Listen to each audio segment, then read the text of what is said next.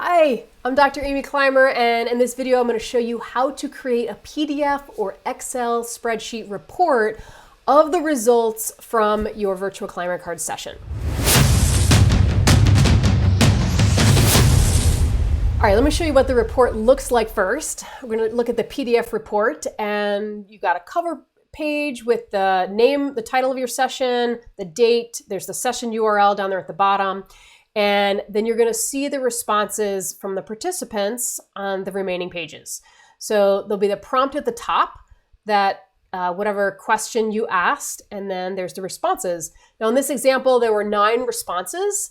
So 9 will fit on a page. If there are more responses, it would be multiple pages. And there's the back end. All right, let me show you how to get there. So you're going to log into your Climer Cards account, and you're going to click on whatever session you want to get a report from. So if it's a recent session, it'll show up in your dashboard. Otherwise, you'll click on My Sessions on the left menu. So I'm going to click on the session, and in this particular session, I have 6 questions in here, 6 prompts, but I only have responses to 1 prompt. So you'll see that's where that was the only thing that was in that report.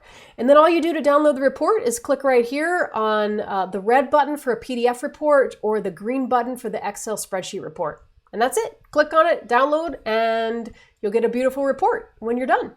The PDF report is great for sharing with your clients or sending out to participants after a session. You could also take screenshots of the results and use those on social media if you wanted.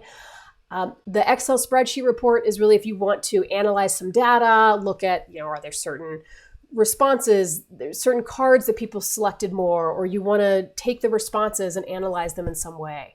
So there's a lot you can do with the reports, but I hope you enjoy. Thanks.